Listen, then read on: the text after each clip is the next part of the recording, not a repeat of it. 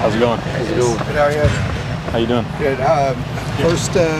First touchdown, right? Yes, sir. How was that? I mean, can't get a better environment than that to have your first touchdown. Yeah, I mean, most definitely. I mean, it's the kind of stuff you kind of dream of as a kid, right? You know, watching college football, Death Valley, it was amazing, and to be able to do it. Unfortunate with the outcome, but you know, to get that first one, it was awesome. Did you feel like obviously the offense was clicking the first half, something to build on going forward? Definitely. I think we executed very well in the first half, and it shows that we could play, and we belong in the Big Ten, and we could play with those guys and go toe-to-toe with the best.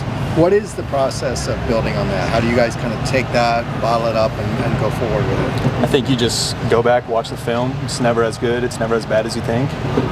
Starts on the practice field and got to make those adjustments and hopefully come out next week with another opportunity and get the win. Ethan and some of the players have obviously been talking about the verbiage and just this getting used to this new offense. As a tight end, how does that impact you? Yeah, I mean, as Coach EB says, you got to listen to the words that speak to you, and I think that just goes for every position on the field. You know, it's a lot different. We're not signaling.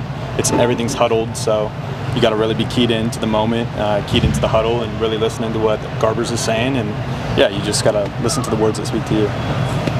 How much upside is there left with this offense as far as, how much better do you feel like you guys can be if you're clicking on all cylinders? No, I think a ton. Like I said, we showed that we can play, especially in that first half, and I think there's a ton of room for growth, and we know what we're capable of, and I know that we can get to that level. I think everybody in that building knows that we could be something special, so I think it's something to look forward to, and it's going to be exciting these next couple of weeks. You guys have a view of kind of the whole offense as a tight end. What do you think are the next key steps for the running game?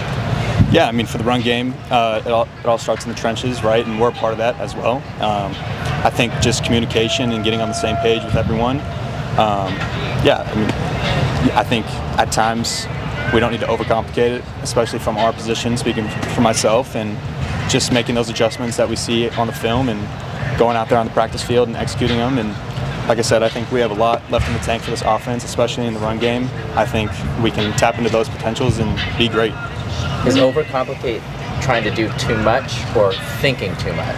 Yeah, and I'll speak for myself here. Thinking too much is definitely something that comes with the game, but just allowing yourself to play free and be in the moment, like I had mentioned earlier, and really keyed into what you're doing. And again, going back on his question earlier with listening to what words are doing to you and staying within yourself and being able to execute when you're needed and when that play is called. Can you elaborate on that a little bit more? Like, listen to what words speak to you? Is that just mean like literally keying in on key words in this? Yeah, I just think when they were talking about the verbiage and wordier, I mean, it's definitely different with the play calls, but there's certain keys or words that kind of just tell you where to go and how to execute.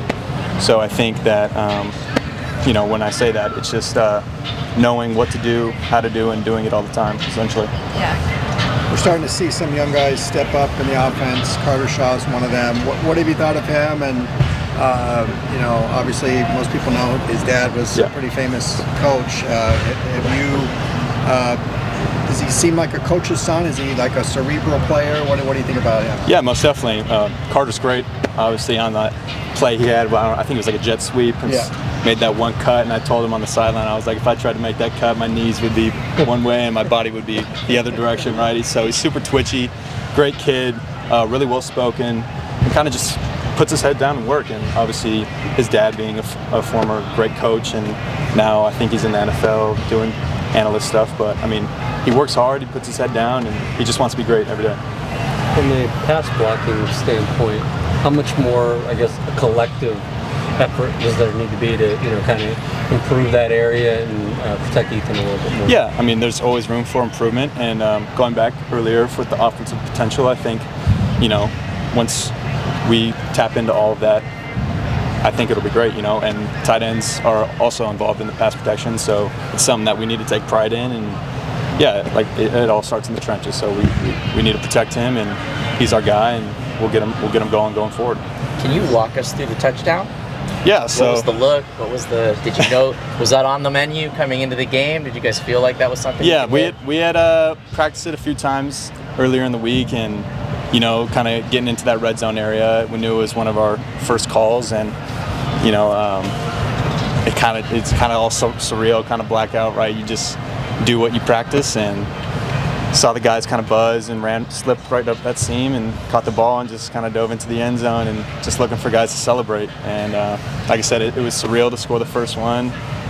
Something you kind of dream of when you're a little kid and stuff you work for when you get to college. So no, it was awesome, and that wouldn't have happened if it wasn't with great protection from up front and with all the other 10 guys that are on the field. So no, it was great.